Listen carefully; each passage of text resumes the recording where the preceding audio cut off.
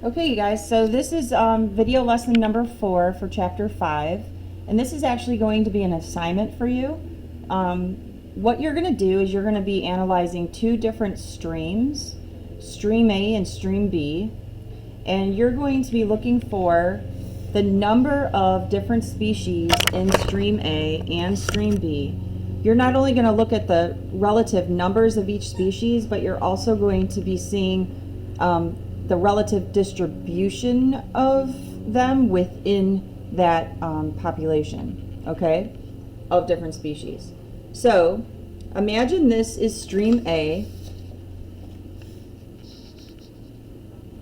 and stream A, we went into the stream and we collected a bunch of different macro invertebrates.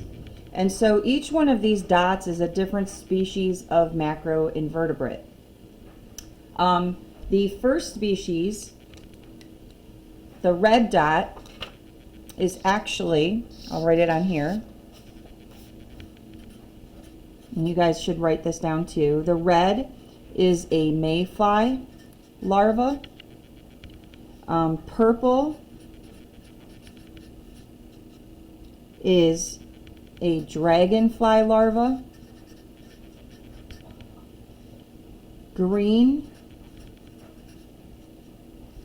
is a stonefly larva. Yellow is a caddisfly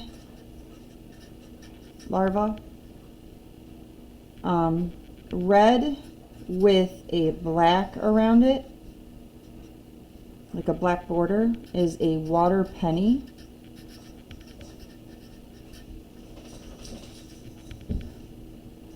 A star is a midge larva, and then the triangle is a black fly larva. Okay, so I mentioned that all of these are larvae. So these are like, if you know caterpillars, you know, and how they metamorphose into an adult butterfly. A lot of insects, their larval stage, that caterpillar stage, is in water, which is really interesting.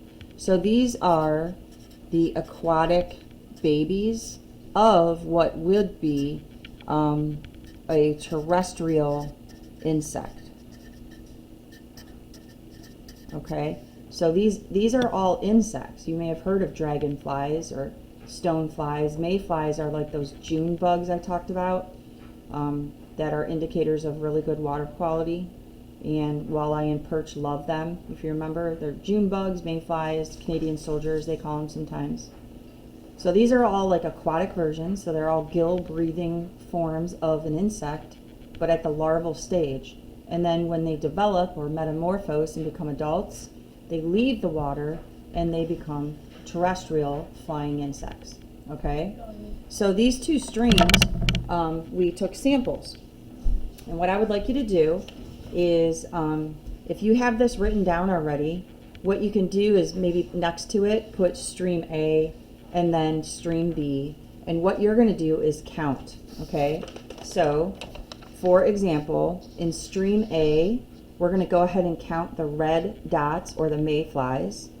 So 1, 2, 3, 4, 5, 6, 7, 8, 9, 10, 11, 12. So then what I would do is I would write 12 right next to that red dot for stream A. Or you can do it like this. You can put A for A stream and then put 12. All right? And you're going to do that for all the rest of these species for stream A.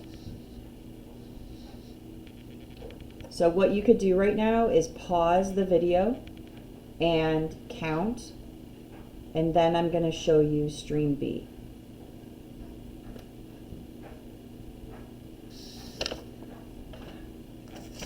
So then we went to a different part of a stream. Maybe it was downstream and it was past a sewage treatment plant that wasn't functioning right. And it was also downstream to development. So maybe there was a housing development on the shore along the riparian zone. They clear cut all the trees, and you know what happens with runoff and all that, sediments and nutrients. And we came across this sample. So this is stream B. So what you need to do with this is go ahead and count the relative number of those things. Again, you're going to put them in your chart. So for this, just to provide you an example, for stream B, I'm going to count the red dots for stream B. 1. Okay, and then what you're going to do is continue with the rest of the data collection. I'll leave stream B here. Go ahead and count and record your data.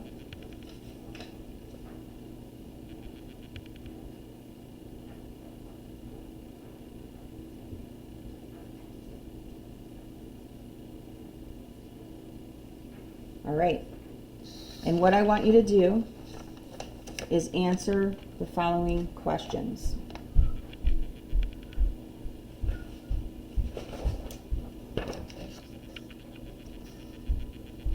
Okay, my first question is, which stream has the greatest species richness? So which stream has the greatest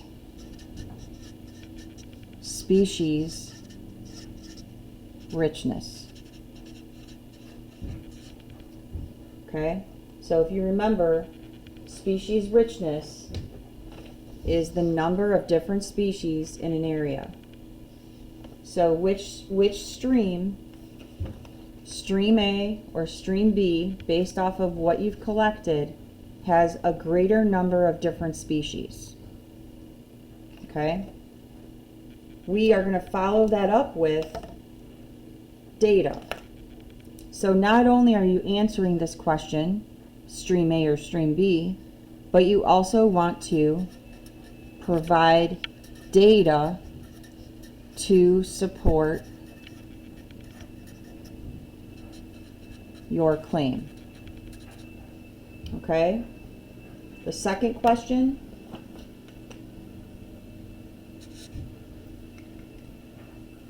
I'm going to read it to you. I'm not going to write it all out, but I'll kind of like summarize it.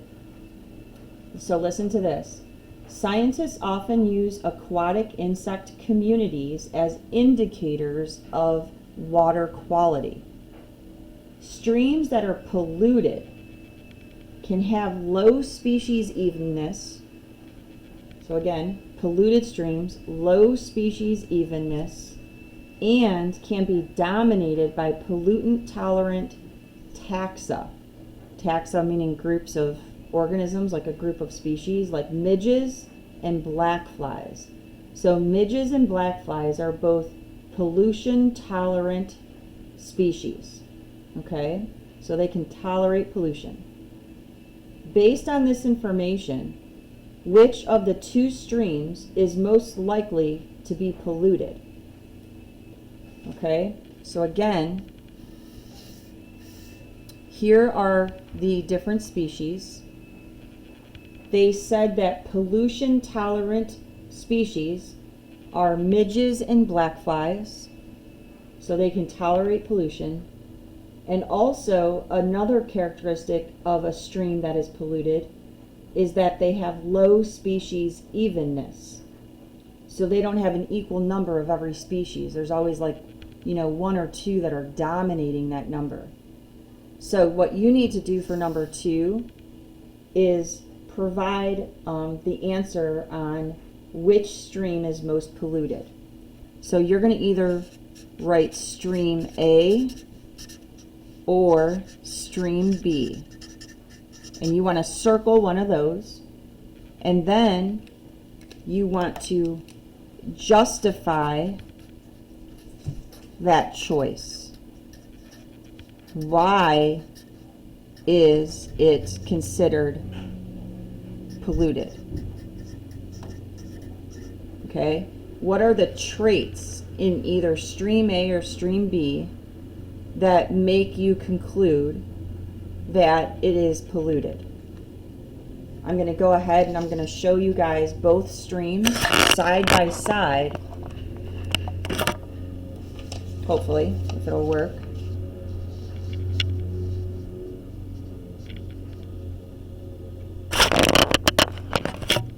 So here's stream A and here's stream B.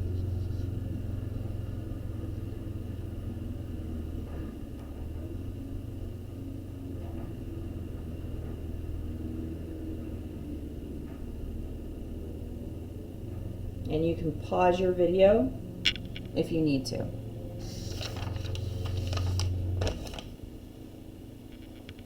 And that's it. So you're going to be answering, you're going to have data to show me, okay? And you're going to be answering these two questions. And that is the assignment. Now the way that you're going to do that is through a submission of either a picture, or you can fill out the Google Doc that's under classwork in Google Classroom. Okay? All right. And that's it.